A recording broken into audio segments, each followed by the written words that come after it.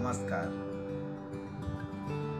इस चैनल पर आज पहली बार आपको एस्ट्रोलॉजी का एक छोटा सा वीडियो जो आप लोगों के जानकारी के लिए दिया जा रहा है कि मानव के मस्तिष्क का ग्रहों के साथ जो संबंध होता है, हम उसके बारे में आप लोगों को बताना चाह रहे हैं कि मानव के मस्तिष्क को 42 भागों में बांटा गया है और उसका हर एक भाग किसी न किसी रूप से, किसी न किसी इच्छा से, किसी न किसी प्रकार के कार्य से जुड़ा हुआ है।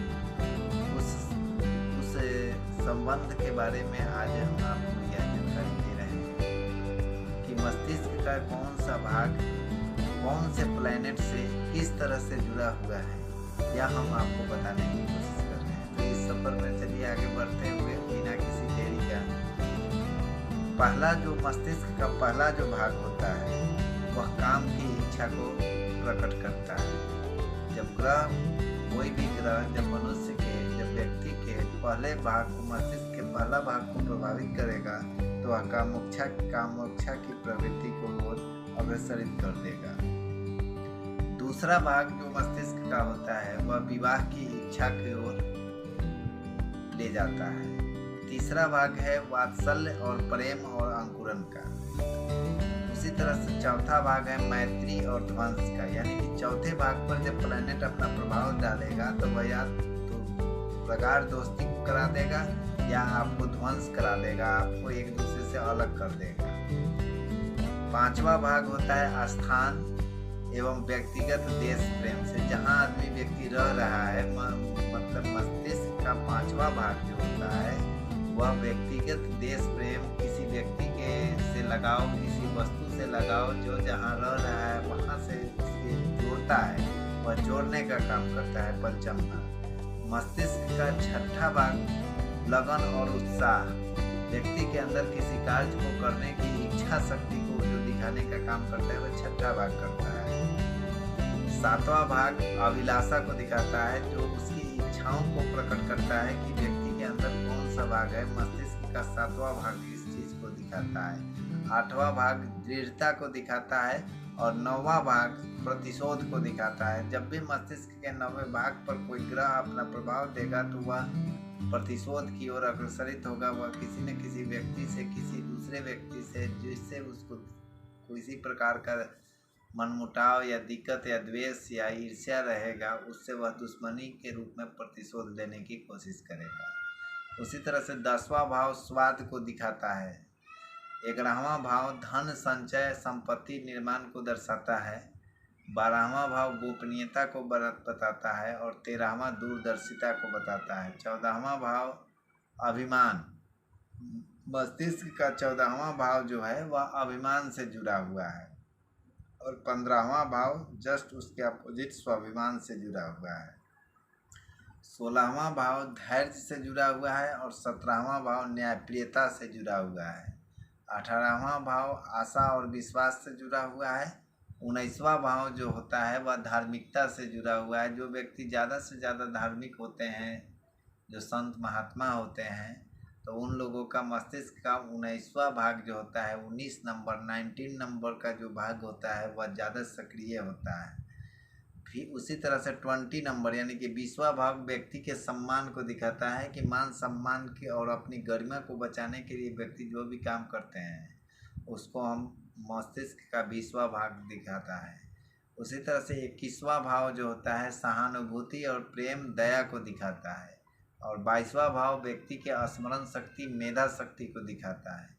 23वां भाव सौंदर्य प्रेम को दिखाता है और 24 नंबर का जो है उत्साह एवं साहस को दिखाता है। 25वां भाव अनुकरण को दिखाता है, यानी नकल करने की प्रक्रिया व्यक्ति के मस्तिष्क के 25वें भाव से जुड़ा हुआ है और 26वां भाव विनोद प्रियता से संबंधित है। 27वां भाव मानसिक एकाग्रता से संबंधित है। 28वां भाव व्यवहारिकता से संबंधित है।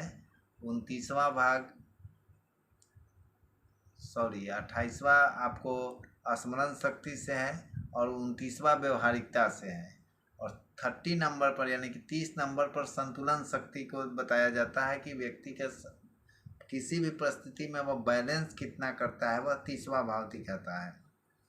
31वां भाव अंदर की बात को जान लेना, जैसे किसी किसी व्यक्ति को स्पाई जो कहा जाता है कि अपने बारे में कुछ न बताकर दूसरे के बारे में वह सारे चीज़ों को जान लेता है। वह मस्तिष्क के 31वां भाग जो होता है उसी के बदौलत जब वह उसका इतना एक्टिव होता है कि वह व्यक्ति दूसरे व्यक्ति के मन के अंदर जाके उसकी राज को टटोल लेता है, उसका सिक्स सेंस भी ज़्यादा से ज़्यादा काम करता है। यानी कि 31वां भाव व्यक्ति के सिक्स सेंस से भी जुड़ा हुआ रहता है। 32वां कपट और आचरण से जुड़ा हुआ रहता है। 33वां आकलन शक्ति से जुड़ा हुआ रहता है। 34वां धोखा और स्मरण शक्ति से जुड़ा हुआ रहता है। 35वां घटनाओं में रुचि, जब कोई भी घटना होगा तो उस घटना में व्यक्ति रुचि लेने का कोशिश करता है, वह 35वां भाव दिखाता है। 36वां भाव ज्ञान की शक्ति, ज्ञान शक्ति को दिखाता है कि व्यक्ति के अंदर ज्ञान कितना है।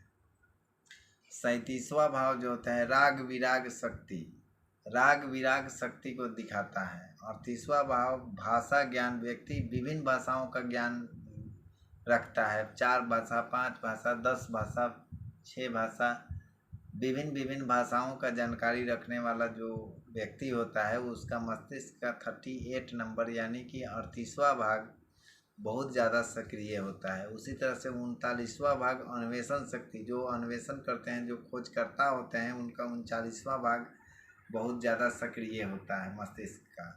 40वां भाग तुलना करने की, दो व्यक्तियों के बीच, दो लोगों के बीच या कहीं भी किसी भी दो चीज़ों में जब डिफरेंशिएट करने की बात आती है तो वह 40वां मस्तिष्क का 40वां भाव वहाँ पर काम करता है और वह सक्रिय होकर वह अपना निर्णय लेता है।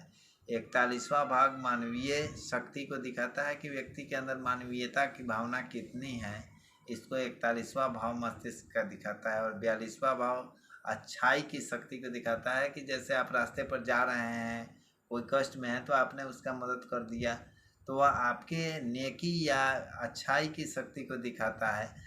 तो 42 भागों में मस्तिष्क को ग्रहों से संबंध के रूप में मानव के मस्तिष्क को 42 भागों में बांटा गया है। उन सभी भागों का मैंने एक एक करके आपको बताया हूँ।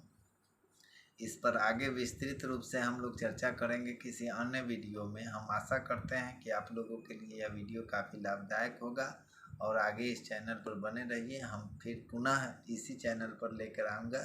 धन्यवाद।